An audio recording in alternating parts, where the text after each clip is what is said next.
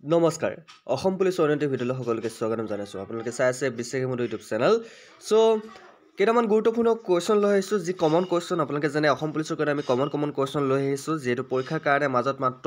10টা দিন নাই ইয়াৰ মাজতে কওঁ যিসকলে আমাৰ পিডিএফ বোৰ বিচাৰি আছে মাত্ৰ 149 रुपीसত আপোনালোকে আমাৰ সকলোবোৰ পিডিএফ লাভ কৰিব মাত্ৰ 149 रुपीसত যদি আপোনালোকে পিডিএফ লাগে পিডিএফ লাগৰ কাৰণে আপোনালোকে এটা নম্বৰত পেমেন্ট কৰি স্ক্ৰিনশ্বট দিব লাগিব নম্বৰটো হৈছে 8638686390 এই নম্বৰটো আপোনালোকে পেমেন্ট কৰি স্ক্ৰিনশ্বট দিব লাগিব আপোনালোকে পিডিএফ পাই যাব ঠিক আছে সো দেৰিনে কৈ আৰম্ভ কৰিবলৈ লৈছো আজিৰ ক্লাছটো আজি প্ৰথম কোৱেশ্চনটো হৈছে 1857 চনৰ বা 1857 খ্ৰীষ্টাব্দৰ বিদ্ৰোহত কোনে প্ৰথমে নিজৰ জীৱন ত্যাগ কৰিছিল হু was the first to sacrifice his life in the 1857 uprising so 1857 চনৰ খ্ৰীষ্টাব্দৰ বিদ্ৰোহত মঙ্গল পাণ্ডে প্ৰথমে নিজৰ জীৱন ত্যাগ কৰিছিল আপোনালোকে জানে যে অসম পুলিচৰ পৰীক্ষা আমি এক্সপেক্ট কৰিছিলো ফেব্ৰুৱাৰী মানত হয় নে নহয় কিন্তু জানুৱাৰী ফাৰ্ষ্টতে অসম পুলিচৰ পৰীক্ষা আহি গৈছে ইমান ফাষ্ট গতিকে আপোনালোকে মাজত বেছি সময় পোৱা নাই সো আমি যিমান পাৰি সিমান চেষ্টা কৰিছো আপোনালোকৰ কাৰণে এতিয়া আপোনালোকে জনাব কোন কেইটা টপিকৰ ওপৰত আপোনালোকে ভিডিঅ' বিচাৰে বা আপোনালোকে আমাৰ ক্লাছবোৰ কৰি কেনেকুৱা পায় আপোনালোকে কমেন্ট কৰি জনাব আমি পাৰালৈকে ক্লাছ আনিছো জিওগ্ৰাফিৰে হওক সায়েন্সৰ হওক সকলোবোৰ কোৱেশ্চন আমি ক্লাছ আনিছো ইয়াৰ মাজতে আমি দিনত 4টা গৈ ক্লাছ আনিম বুলি ভাবিছো একেদিন আপোনালোকে ক্লাছ কেইটা কৰিব নে নকৰে কমেন্ট কৰিব ওকে সো মক টেষ্টটো হ'ব আপোনাৰ মৰ্নিং 8 বজাত এটা প্ৰতিদিনে মক টেষ্ট হ'ব আপোনালোকৰ 50 নম্বৰে সেই মক টেষ্টটো আপোনালোকে দিব আৰু লগতে আমাৰ দিনটোত আপোনালোকৰ আসাম পুলিচৰ যিমান পাৰে সিমান ক্লাছ থাকিব ঠিক আছে গোটেইকেইটা ক্লাছ কৰিবলৈ ট্ৰাই কৰিব নেক্সট কোৱেশ্চন ৰাষ্ট্ৰপতিয়ে লোকসভালৈ কিমানজন সদস্য মনোনীত কৰিব পাৰে How many member can the president nominated to the Lok Sabha? কিমানজন মেম্বাৰ ৰাষ্ট্ৰপতিয়ে লোকসভালৈ নিৰ্বাচন মনোনীত কৰিব পাৰে দুজন মেম্বাৰ ঠিক আছে next question Pongal is a festival of which state? গতিকে পোংগল কোনখন ৰাজ্যৰ উৎসৱ পোংগল হৈছে তামিলনাডুৰ উৎসৱ কোনখন ৰাজ্যৰ উৎসৱ পোংগল তামিলনাডুৰ হেতু মনত ৰাখিবা ঠিক আছে next question Who is called Punjab Keshari? গতিকে পঞ্জাব কেশৰী বুলি কাক কোৱা হয় পঞ্জাব কেশৰী বুলি কাক কোৱা হয় ইয়াৰ শুদ্ধটো হৈছে লালা লাজপত ৰয় পঞ্জাব কেশৰী বুলি কোৱা হয় ঠিক আছে পঞ্জাব কেশৰী বুলি কাক কোৱা হয় মনত থাকিবনে লালা লাজপত ৰয় তেখেতক পঞ্জাব কেশৰী বুলি কোৱা হয় প্ৰায় কমন কোৱেশ্চন দে এটা কোৱেশ্চন প্ৰায় কমন আপোনালোকে দেখা পায় আৰু ইয়াৰ মাজতে কও এটি ভাল খবৰ আমি এএনএমৰ কাৰণে ক্লাছ ষ্টাৰ্ট কৰি দিছো আপোনালোকে দুটা ক্লাছ ইতিমধ্যে হৈছে বাকিবোৰ ক্লাছও আমি আনিম এএনএমৰ কাৰণে কোনোবা ক্যান্ডিডেট আছে যদি কমেন্ট কৰিবা সো তোমালোকৰ কোন কেইটা টপিকৰ ওপৰত ক্লাছ বিচাৰা স্পেশালি কমেন্ট কৰিবা ঠিক আছে সো পঞ্জাব কেশৰী বুলি কাক কোৱা হয় লালা লাজপত ৰায় তেখেতক পঞ্জাব কেশৰী বুলি কোৱা হয় মনত থাকিবনে পোংগল কোনখন ৰাজ্যৰ উৎসৱ তামিলনাডুৰ উৎসৱ এইকেইটা কোৱেশ্চন প্ৰায় কমন আপোনালোকে 100% গ্যাৰান্টি দিছো আপোনালোক পৰীক্ষা দেখিবই পাব কাৰণ আমি এডিআৰটো কমন কোৱেশ্চন দিছো অসম পুলিচৰো আমি কমন কোৱেশ্চন আনিবলৈ ট্ৰাই কৰিছো সো যিসকলে ক্লাছবোৰ ৰেগুলাৰলি কৰে তেওঁলোকে গম পাব নেক্সট কোৱেশ্চন কোনে শিখ ধৰ্ম প্ৰতিষ্ঠা কৰিছিল হু ফাউণ্ডেড শিখইজম গতিকে শিখ ধৰ্ম কোনে প্ৰতিষ্ঠা কৰিছিল প্ৰায় পৰীক্ষাত এইটো কোৱেশ্চন আহে হে সো শিখ ধৰ্ম কোনে প্ৰতিষ্ঠা কৰিছিল মনত ৰাখিব শিখ ধৰ্ম প্ৰতিষ্ঠা কৰিছিল গুৰু নানক দেৱে শিখ ধৰ্ম কোনে প্ৰতিষ্ঠা কৰিছিল গুৰু নানক দেৱে শিখ ধৰ্ম প্ৰতিষ্ঠা কৰিছিল ওকে মনত থাকিব next question Which instrument measure atmospheric pressure বায়ুমণ্ডলৰ চাপ কোনটো সঁজুলিৰ দ্বাৰা জোখা হয় কিহৰ চাপ বায়ুমণ্ডলৰ চাপ কোনটো সঁজুলিৰ দ্বাৰা জোখা হয় বায়ুমণ্ডলৰ চাপ জোখা হয় বেৰোমিটাৰ দ্বাৰা মনত থাকিবনে বায়ুমণ্ডলৰ চাপ কিহৰ দ্বাৰা জোখা হয় বেৰোমিটাৰ দ্বাৰা বায়ুমণ্ডলৰ চাপ জোখা হয় ঠিক আছে নেক্সট কোৱেশ্চন টেষ্টৰ ইনিংছত সকলো 10টা উইকেট লোৱা ভাৰতীয় কোন আছিল Which Indian took all 10 wicket in a test inning? মানে 10টা উইকেট এজন মানুহ লৈছিল টেষ্টৰ ইনিংছত কোনটো গোটেইকেইটা 10টা উইকেট এজন মানুহ লৈছিল দেখা হৈছে একদম ইজি নাম অনিল কুম্বলে নাম শুনিছে নহয় টেষ্টৰ ইনিংছত সকলো 10টা উইকেট লোৱা ভাৰতীয় তেখেতে আছিল অনিল কুম্বলে ঠিক আছে ক্ৰিকেটত ঠিক আছে next question okay So, Gidha and Bhangra are folk dance of which state? গতিকে গিধা আৰু ভাংৰা কোন ৰাজ্যৰ লোকনৃত্য নাম শুনিছে গিধা আৰু ভাংৰা সো গিধা আৰু ভাংৰা বুলি ক'লে আপোনালোকে ডাইৰেক্টলি মনত আহিব লাগিব পঞ্জাব ঠিক আছে গিধা আৰু ভাংৰা পাঞ্জাবৰ লোকনৃত্য মনত থাকিব গিধা আৰু ভাংৰা পাঞ্জাৱৰ লোকনৃত্য গতিকে আমি সকলোবোৰ কুৱেশ্যন আপোনালোক যাতে পাৰ্মানেণ্টলি মনত ৰখাব পাৰোঁ সেই উদ্দেশ্যে আমাৰ ক্লাছবোৰ কৰা হয় অকণমান সময় দিয়া হয় আৰু ভালকৈ বুজোৱা হয় বুজি নাপালে ঠিক আছে চ' নেক্সট কুৱেশ্যন কোনটো ৰোগৰ চিকিৎসাত ইনচুলিন ব্যৱহাৰ কৰা হয় insulin is use to treat which disease কোনটো ৰোগৰ চিকিৎসাত ইনচুলিন ব্যৱহাৰ কৰা হয় ইনচুলিন জানে হয় নে নহয় ডায়েবেটিছ য়েছ সকলোৱে জানে ইনচুলিন ক'ত ব্যৱহাৰ কৰা হয় কোনটো ৰোগত ডায়েবেটিছত আমি ইনচুলিন ব্যৱহাৰ কৰোঁ অ'কে কিহত ব্যৱহাৰ কৰোঁ ডায়েবেটিছত আমি কি ব্যৱহাৰ কৰোঁ ইনচুলিন মনত ৰাখিবা মানে এইটো কুৱেশ্যনৰ এনচাৰ চবেই জানে কাৰণ বেছিভাগ মানুহ ঘৰত এজন ডায়েবেটিছ পেচেণ্ট থাকে আজিকালি বিশেষকৈ কিহৰ কাৰণে কাৰণ অসমৰ বহু মানুহে চেনি বেছিকৈ খায় মিঠা বস্তু বেছিকৈ খায় আৰু সেইবাবে প্ৰতিজনৰ ঘৰতে একোটা ডায়েবেটিছ ৰোগী থাকে আৰু আপোনালোকে যদি এতিয়াৰ পৰা যদি মিঠাটো কমাই নিদিয়ে ভৱিষ্যতে গোটেই অসমখনে ডায়েবেটিছ ৰোগী হ'ব পাৰে গতিকে সেইটো নিজে গুৰুত্ব দিব কাৰণ এতিয়াৰ পৰা যদি আপোনালোকে নিজকে সতৰ্ক নকৰে তেনেহ'লে ডায়েবেটিছ আপোনালোকৰ হ'বই মিঠা কমকৈ খাব ইমান মিঠা আপোনালোকে খাব নালাগে চ' নিজকে বচাই ৰাখিব কোনটো ৰোগৰ চিকিৎসাত ইনচুলিন ব্যৱহাৰ কৰা হয় diabetes next question in which sport is penalty stroke use কোনখন খেলত পেনাল্টি ষ্ট্ৰক ব্যৱহাৰ কৰা হয় কোনখন খেলত পেনাল্টি ষ্ট্ৰক ব্যৱহাৰ কৰা হয়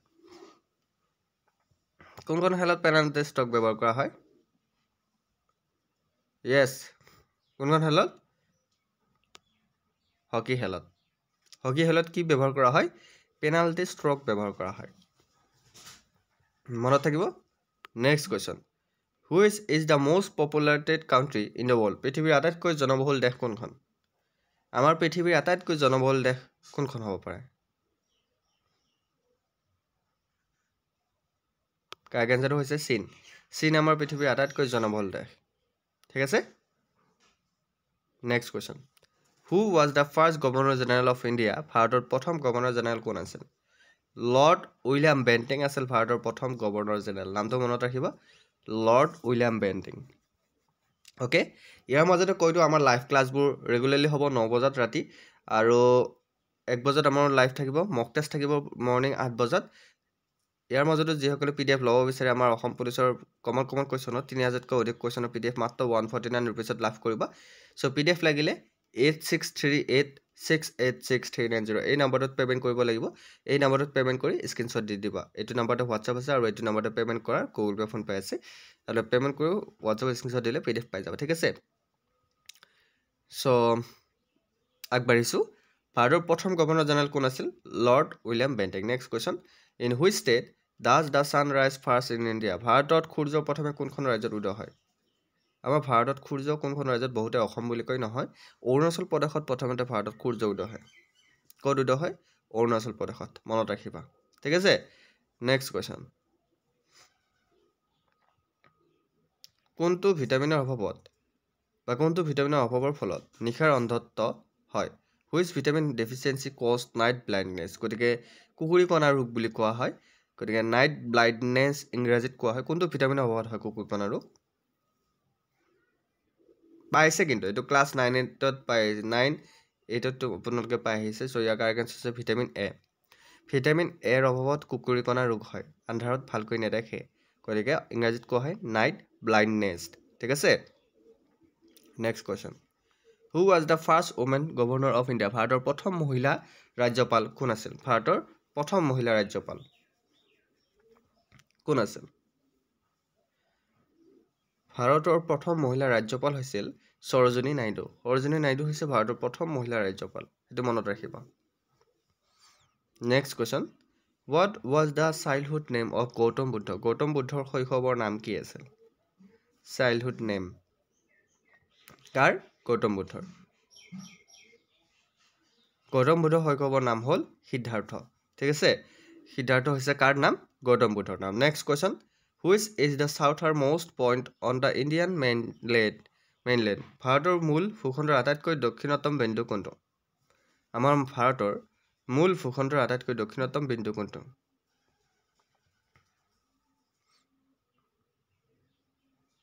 কাৰেক্ট এনচাৰ হৈছে কন্যাকুমাৰী ঠিক আছে ভাৰতৰ মূল ভূখণ্ডৰ আটাইতকৈ দক্ষিণতম বিন্দু হৈছে Kanyakumari next question which is the script of Punjab language গতিকে পাঞ্জাবী ভাষাৰ লিপি কোনটো পাঞ্জাবী ভাষাৰ লিপি কোনটো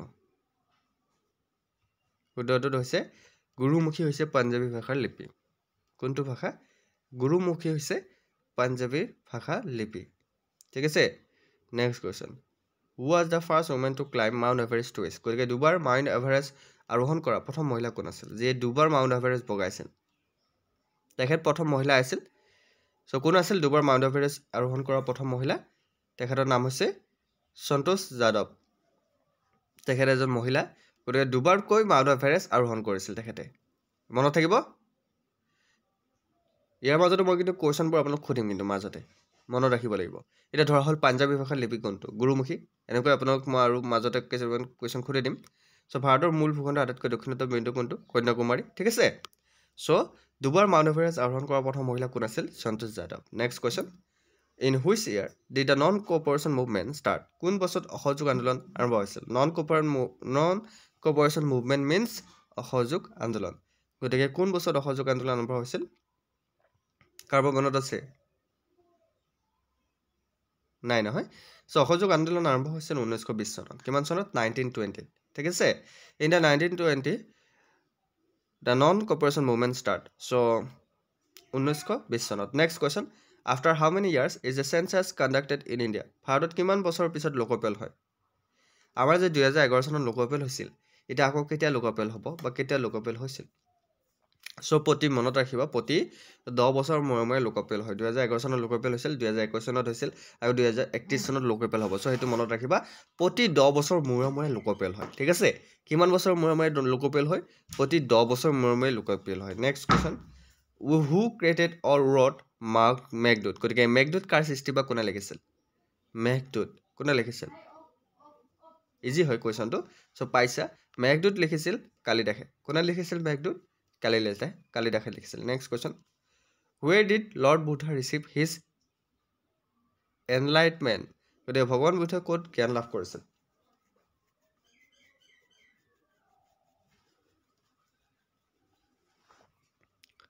ভগৱান বুদ্ধই ক'ত জ্ঞান লাভ কৰিছিল শুদ্ধটো হৈছে বোধগয়া ভগৱান বুদ্ধই ক'ত জ্ঞান লাভ কৰিছিল বোধগয়াত জ্ঞান লাভ কৰিছিল ঠিক আছে ক'ত জ্ঞান লাভ কৰিছিল বোধগয়াত next question Subhash Chandra Bose left the Congress in 1939 to from which party গতিকে 1939 খ্ৰীষ্টাব্দত কংগ্ৰেছ এৰি সুভাষ চন্দ্ৰ বসুৱে কোনটো দল গঠন কৰিছিল 1939 চন খ্ৰীষ্টাব্দত কংগ্ৰেছ এৰি সুভাষ চন্দ্ৰ বসুৱে কোনটো দল গঠন কৰিছিল চ' ইয়াৰ এনচাৰ হৈছে তেখেতে কংগ্ৰেছ এৰিছিল কিন্তু দেই 1939 খ্ৰীষ্টাব্দত সেইটো মনত ৰাখিবা সুভাষ চন্দ্ৰ বসুৱে কংগ্ৰেছ এৰি তেখেতে ফৰৱাৰ্ড ব্লক নামৰ এটি দলত অংশগ্ৰহণ কৰিছিল 1939 চনত 1939ত ঠিক আছে next question who founded the Arya Samaj গতিকে কোনে আৰ্য সমাজ প্ৰতিষ্ঠা কৰিছিল আৰ্য সমাজ প্ৰতিষ্ঠা কৰিছিল দয়ানন্দ সৰস্বতীয়ে গতিকে আৰ্য সমাজ আহিবই প্ৰাৰ্থনা সমাজ আৰ্য সমাজৰ ওপৰত প্ৰায় কুৱেশ্যন আহে চ' সেইটো মনত ৰাখিবা গতিকে আৰ্য সমাজ কোনে প্ৰতিষ্ঠা কৰিছিল দয়ানন্দ সৰস্বতী আৰ্য সমাজ প্ৰতিষ্ঠা কৰিছিল নিশ্চয়কৈ ক্লাছটো কৰি ভাল লাগিছে নে বেয়া লাগিছে আপোনালোকৰ যিসকলে আজি প্ৰথম আহিছে আমাৰ ক্লাছত অকল অসম পুলিচৰে নহয় আমাৰ ক্লাছত DME DSS ADRE সকলোৰে ক্লাছ হয় চ' বৰ্তমান অসম পুলিচৰ আৰু DME ক্লাছ চলি আছে চ' আপোনাক ক্লাছবোৰ কৰিবলৈ আমাৰ চেনেলটো ছাবস্ক্ৰাইব কৰি ল'ব পাৰে যদিহে ভাল পাইছে ঠিক আছে চ' নেক্সট কুৱেশ্যনটো আগবাঢ়িছোঁ হু গেভ দ্য শ্লোগান গ' বেক টু দ্য বেদাছ গতিকে বেদৰ ফালে উভতা শ্লোগান কোনে দিছিল গ' বেক টু দ্য বেদা গতিকে বেদৰ ফালে উভতাৰ শ্লোগানটো কোনে দিছিল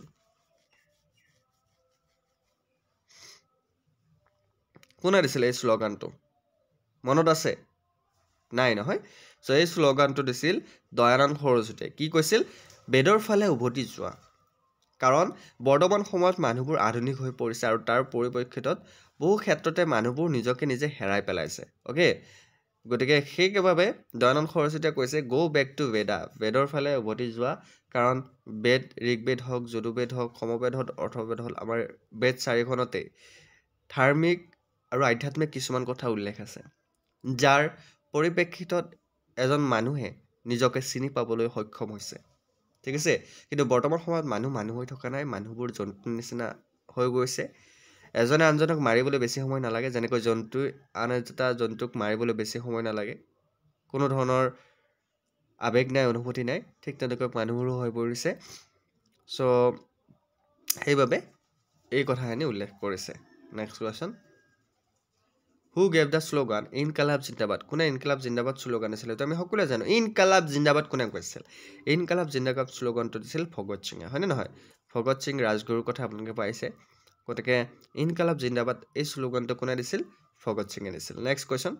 what do fish use to breather গতিকে ব্ৰেড মাছবিলাকে কিহৰ সহায়ত উশাহ লয় যিহেতু আমি গম পাওঁ যে আমি যদি পানীত ডুব গৈ থাকোঁ তেনেহ'লে আমি অক্সিজেন নাপাওঁ উশাহ নাপাওঁ কিন্তু মাছে পানীৰ পৰা ওপৰত আহিলে উশাহ ল'ব নোৱাৰে কিন্তু পানীৰ তলত উশাহ ল'ব পাৰে মাছে কেনেকৈ উশাহ লয় কিহৰ দ্বাৰা চ' মাছে উশাহ লয় জল ক্লোমৰ দ্বাৰা যাক ইংৰাজীত কোৱা হয় গিলছ গতিকে মাছে কিহৰ দ্বাৰা উশাহ লয় গিলছৰ দ্বাৰা উশাহ লয় ঠিক আছে next question when and where did the Jallianwala massacre take place গতিকে জালিয়ানৱালা বাগ গণহত্যা কেতিয়া আৰু ক'ত সংঘটিত হৈছিল জালিয়ানৱালা বাগ গণহত্যাৰ কথা উল্লেখ মই আৰু এটা ক্লাছত কৰিছিলোঁ চ' জালিয়ানৱালা বাগ হত্যাকাণ্ড 1919 চনত হৈছিল অমৃতসৰ পাঞ্জাৱত গতিকে ইয়াৰ ভিতৰত প্ৰায় কুৱেশ্যন আহে অসমৰ জালিয়ানৱালা বাগ বুলি কোনটো স্থানক কোৱা হয় পথৰুঘাট কৃষক বিদ্ৰোহ অসমৰ জালিয়ানৱালা বাগ বুলি কোৱা হয় গতিকে জালিয়ানৱালা বাগ অৰিজিনেলি 1919 চনত অমৃতসৰ পাঞ্জাৱত হৈছিল সেইটো মনত ৰাখিব next question What was the original name of Swami Dayanand Saraswati? Swami Dayanand Saraswati মূল নাম কি আছিল কোনোবাই জানেনে Swami Dayanand Saraswati মূল নামটো কোনোবাই জানেনে নাজানে ঠিক আছে Swami Dayanand Saraswati মূল নামটো হৈছে কি বাৰু মূল শংকৰ ঠিক আছে মূল শংকৰ হৈছে Swami Dayanand Saraswati অন্য এটা নাম ইজি নহয় নে কোৱেশ্চনবোৰ দেখিবলৈ বহুত ইজি কিন্তু যদি আপোনালোকে ভালকৈ মনত নাৰাখে এইবিলাক কোৱেশ্চন আপোনালোকে পৰীক্ষাত পাজলত পেলাব next question which is the লোৱাৰ হাউচ অফ ইণ্ডিয়ান পাৰ্লিয়ামেণ্ট এইটো কোৱেশ্চন এডিয়েট আহিছে হয় নে নহয় আহিছে নাই কোৱা আহিছে নাই চোৱা আমি যিবোৰ কোৱেশ্চন লৈ আছোঁ কমন কোৱেশ্চন আমি এডিয়েটো দিছোঁ আপোনালোকে কমন পাইছে ঠিক আছে কৈছে ভাৰতীয় সংসদৰ নিম্ন সদন বুলিলে কোনটো সদনক জনা যায় হুইচ ইজ দ্য লোৱাৰ হাউচ অফ ইণ্ডিয়ান পাৰ্লিয়ামেণ্ট কোৱাচোন তোমালোকে এডিয়েট পৰীক্ষা দিছা যদিও তোমালোকে গম পাইছা য়েছ আমাৰ ভাৰতীয় সংসদৰ নিম্ন সদন বুলি কোৱা হয় লোকসভা ঠিক আছে আৰু উচ্চ সদন হৈছে আপাৰ হাউচ হৈছে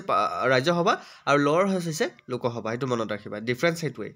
next question who founded the Brahmo Samaj গতিকে আমি আৰ্য সমাজ কোনে প্ৰতিষ্ঠা কৰিছিল আমি গম পালোঁ দয়ানন্দ সৰস্বতী আৰ্য সমাজ প্ৰতিষ্ঠা কৰিছিল এতিয়া ব্ৰহ্ম সমাজ কোনে প্ৰতিষ্ঠা কৰিছিল কোৱাচোন কাৰ দ্বাৰা ব্ৰহ্ম সমাজ প্ৰতিষ্ঠা কৰা হৈছিল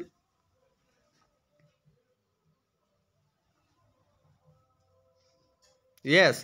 ব্ৰহ্ম সমাজ প্ৰতিষ্ঠা কৰা হৈছিল ৰাজা ৰামমোহন ৰায়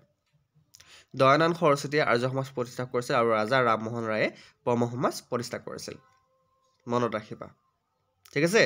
চ' আমি কম সময়ত বহুকেইটা কুৱেশ্যন ডিছকাছ কৰিছোঁ আৰু কেইটামান কুৱেশ্যন আছে আশা কৰোঁ আপোনালোকে চাই ভাল পাব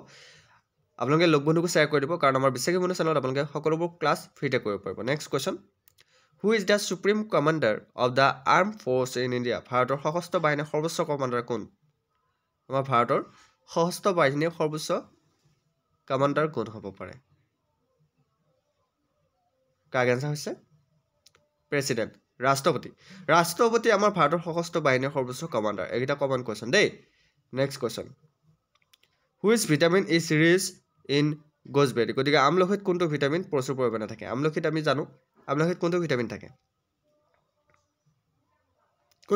আমলখিত য়েছ আমলখিত আমি ভিটামিন চি পাওঁ হয় নে নহয় ভিটামিন চি ক'ত পাওঁ আমি আমলখিত পাওঁ সেইটো মনত ৰাখিবা গতিকে আমলখিত কোনটো ভিটামিন পাওঁ vitamin C next question who was prime minister of Britain at the time of India's independence ভাৰতৰ স্বাধীনতাৰ সময়ত ব্ৰিটেইনৰ প্ৰধানমন্ত্ৰী কোন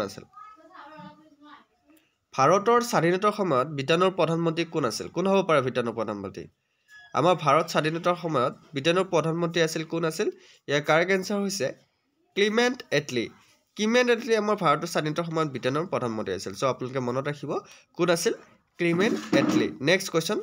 হু was the first women ruler of India ভাৰতৰ প্ৰথম মহিলা শাসক কোন আছিল আমাৰ ভাৰতৰ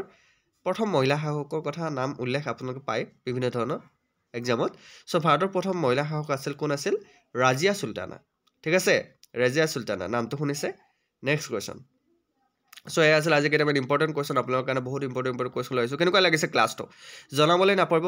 প্ৰায় কমন কুৱেশ্যন পৰীক্ষাত সুধি থকা আপোনালোকে গম পায় চ' আপোনালোকে যদি আমাৰ PDF ল'ব বিচাৰে তেনেহ'লে 8638686639 এই নম্বৰটো আপোনালোকে পে'মেণ্ট কৰি স্ক্ৰীনশ্বট দি দিব আৰু আপোনালোকে জনাব কেনেকুৱা ধৰণৰ টপিকৰ ওপৰত ক্লাছ লাগে কিয়নো পৰীক্ষাৰ কাৰণে বেছি দিন নাই আমাৰ মাজতে ইংলিছৰ আৰু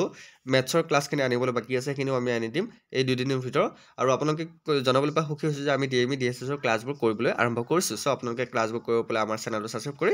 আপোনালোকে বেল আইকনটো দবাই দিব চ' আজিলৈ মানে নেক্সট ক্লাছত আকৌ লগ পোৱাৰ প্ৰতিশ্ৰুতি জয় হিন্দ জয় অসম